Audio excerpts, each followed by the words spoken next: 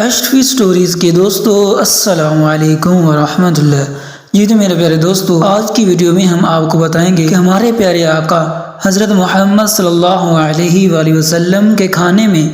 زہر کس یہودی نے ملایا تھا، اور اس یہودی کو ایسی کیا دشمنی تھی کہ اس نے ہمارے پیارے آقا حضرت محمد صلی اللہ علیہ وآلہ وسلم کے کھانے میں زہر ملا دیا، اور اس سے جب پوچھا تو اس نے کیا وجہ بتائی۔ تو میرے پیارے دوستو، اس ویڈیو کو مزید ڈسکس کرنے سے پہلے آپ لوگوں سے درخواست ہے کہ اگر آپ نے ابھی تک ہمارے چینل کو سبسکرائب نہیں کیا تو ہمارے چینل کو سبسکرائب کر دیں اور بیل آئیکن کو بھی پریس کر دیں تاکہ آپ کو اس طرح کی اسلامی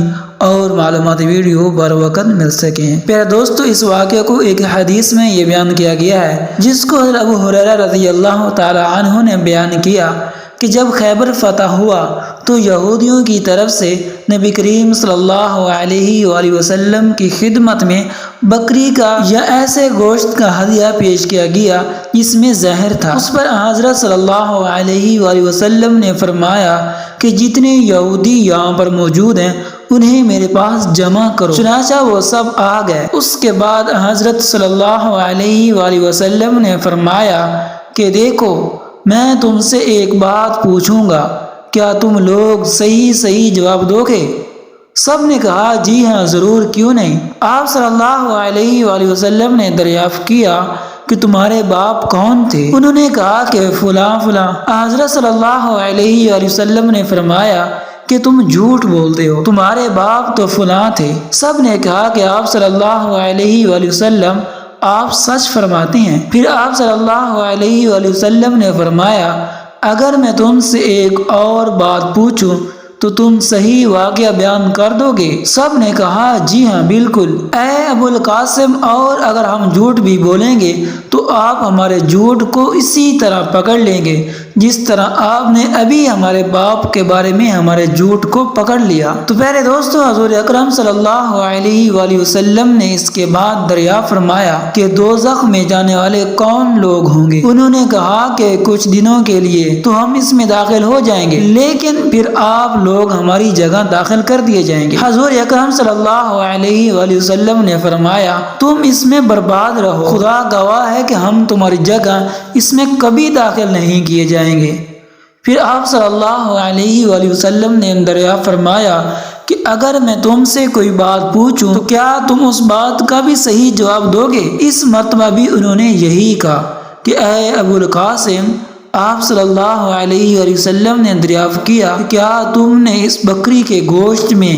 زہر ملایا ہے؟ انہوں نے کہا جی ہاں۔ حضرت صلی اللہ علیہ وآلہ وسلم نے دریافت فرمایا کہ تم نے ایسا کیوں کیا؟ انہوں نے کہا کہ ہمارا مقصد یہ تھا کہ اگر آپ جھوٹے ہیں، یعنی آپ کی نبوت جھوٹی ہے، آپ نبی نہیں ہیں یا آپ جادوگر ہیں، تو ہمیں آرام مل جائے گا، اور اگر آپ واقعی نبی ہیں تو یہ زہر آپ کو کوئی نقصان نہیں پہنچا سکے گا۔ تو پھر دوستو، اس طرح حضور اکرم صلی اللہ علیہ وآلہ وسلم کو ایک زہر کا گوشت کھلا دیا گیا، اور اس کے بارے یہ بھی بہت مشہور ہے کہ یہ ایک عورت تھی جس نے کھانا پکایا اور اس میں زہر ملا دیا۔ بہت ساری روایات میں یہ بیان کیا گیا ہے کہ فتح خیبر کے موقع پر زینب بن حارث نامی ایک یہودیہ خاتون آپ صلی اللہ علیہ وآلہ وسلم کی خدمت میں ایک بھونی ہوئی بکری لے کر آئی جس کی دستی میں جان لیوا زہر لگایا ہوا تھا۔ آپ علیہ السلام نے دستی تناول فرمایا، جس کے سبب آپ صلی اللہ علیہ وآلہ وسلم پر اس زہر کا اثر ہوا، تاہم اللہ رب العزت نے آپ صلی اللہ علیہ وآلہ وسلم کی جان کی حفاظت فرمائی۔ دستی کے گوشت میں زہر اس لیے ملایا کہ اس نے سن رکھا تھا کہ رسول اللہ صلی اللہ علیہ وآلہ وسلم گوشت میں سے دستی کا گوشت زیادہ پسند کرتے ہیں